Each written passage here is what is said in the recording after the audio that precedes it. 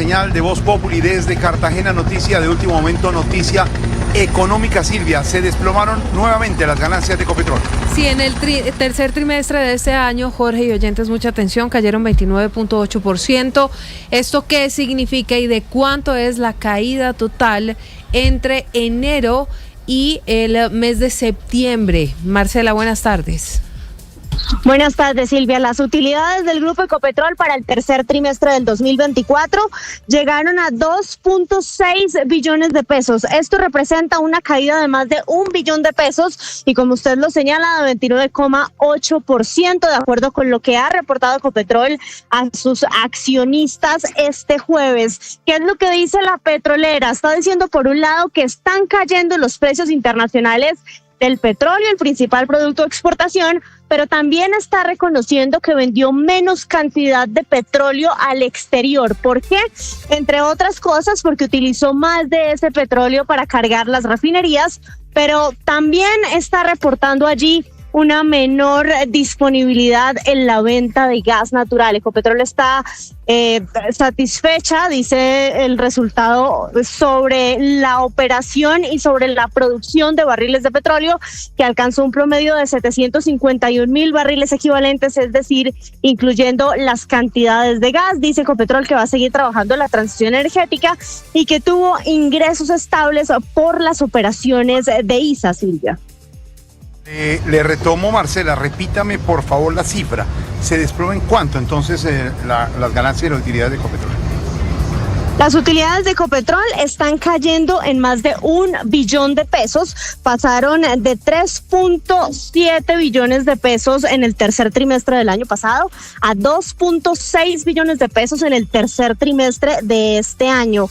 En lo corrido del 2025, Ecopetrol ha ganado 7,5 billones de pesos, un 32% por debajo de las ganancias que había reportado en esos mismos 9 meses del año 2024. Claro, Marcela, porque la diferencia, si tenemos en cuenta de 3.7 billones el año pasado, 2.6 billones, es más de 1 billón de pesos de diferencia, es decir, 1 millón de millones de pesos de diferencia. ¿Y las razones que dan es petróleo o gas?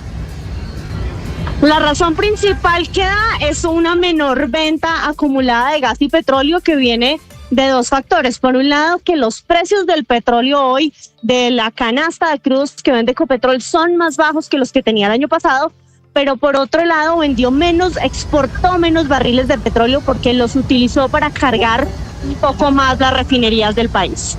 Claro, y no estamos definitivamente ni explorando ni explotando petróleo en este momento con los anuncios que se hizo desde el gobierno, desde que inició el gobierno Petro, Marcela. Es más, Jorge, le complemento, el aumento de producción de Ecopetrol viene principalmente de los campos de Caño Sur, este queda en Colombia, pero también del Permian. El Permian es la operación de Ecopetrol de fracking en los Estados Unidos. En los Estados Unidos. Esa es la noticia, Marcela, del momento en lo que tiene que ver con el petróleo y con Ecopetrol, la principal empresa nacional. Como nos dice Marcela, cifras oficiales, 3.7 billones eran las ganancias y las utilidades de Ecopetrol hace un año, el mismo trimestre, y ahora 2.6 billones. Preocupante noticia, porque esto descuadra definitivamente, Marcela, las finanzas públicas, sobre todo a puertas de tener reforma tributaria en mira, y en la mira, que hablaremos más adelante también de esa noticia económica. Marcela, nuestra editora económica con noticia del momento. Y las 3 del día, Silvia, la primera tiene que ver con las decisiones del presidente Gustavo Petro con los bombardeos contra las disidencias de alias Iván Mordisco. Esta semana, a comienzos de la semana, el bombardeo fue en Calamar, esto es en el departamento del Guaviare. La autorización de bombardear en Arauca la anunció el presidente Gustavo Petro hoy. La ofensiva fue autorizada para atacar campamentos de alias Antonio Medina, hombre clave de alias Mordisco, y quien estaría amenazando y extorsionando no solamente a comerciantes, sino también a ganaderos de ese departamento. El bombardeo, como les contaba, se suma al ejecutado el pasado lunes en Guaviare, que dejó al menos 19 disidentes abatidos y que está bajo la lupa por la posibilidad de que haya menores entre quienes murieron en estas operaciones. Durante el 2025 son 8 los bombardeos, 5 contra el Clan del Golfo y 3 contra las disidencias de ese criminal de alias Mordisco. La segunda del día Silvia, tiene que ver con la conmemoración de los 40 años de la tragedia de Armero. Hemos visto, hemos recordado, hemos revivido esto que pasó hace 40 años, Silvia, con las crónicas impresionantes aquí, tanto en Blue Radio como en Noticias Caracol. Y dice uno, ¿por qué pasó esto? Si entre otras cosas, Silvia, como dicen algunos analistas y algunos informes, la tragedia estaba anunciada. Sí, y por eso el país hoy está recordando ese 13 de noviembre, pero de 1985. 69 años de inactividad, y ese día el Nevado del Ruiz entró en erupción, desatando una avalancha de agua, lodo, piedras y árboles que terminó sepultando gran parte de ese municipio en el departamento del Tolima. La cifra de fallecidos se ha cuantificado en 25.000.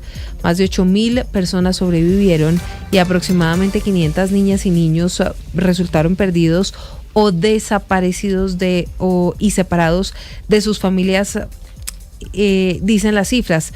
Con diversos eventos en lo que hoy es un camposanto, las autoridades han rendido homenajes a las víctimas, a quienes participaron en las tareas de rescate y también quienes durante 40 décadas han estado buscando establecer todas esas irregularidades, Jorge y oyentes, sobre lo que se pudo evitar y el paradero de los niños que sobrevivieron.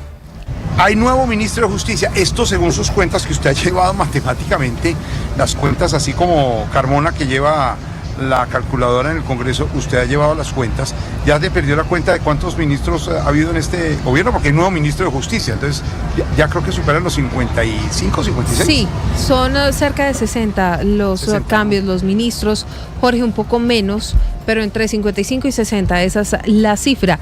Hablamos del ex magistrado César Julio Valencia Copete, quien va a ser el nuevo ministro de Justicia en reemplazo de Eduardo Montealegre.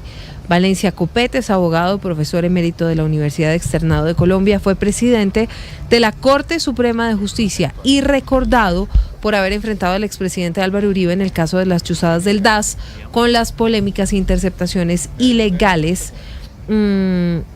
Allí en la Corte, en ese alto tribunal, fueron múltiples los choques que Valencia Copete tuvo con el expresidente Uribe por las investigaciones que estaba adelantando a funcionarios del gobierno del entonces presidente.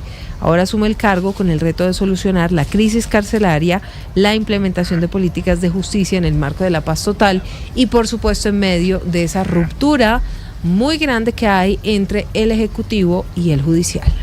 Tarcisio, estoy haciendo las noticias con Silvia y usted haciendo ruidos viendo las terrazas aquí alrededor. ¿Qué le pasa? ¿Las terrazas? Las terrazas. Aquí no te oí, me asusté. No, ahorita dígame. Pues. La panorámica de aquí es la panorámica. Panorámica. Es bellísima, de verdad. Está inquieto, está incómodo. Gracias a la gobernación, de verdad, de Bolívar. Tiene don Esteban la visual, padre Linero.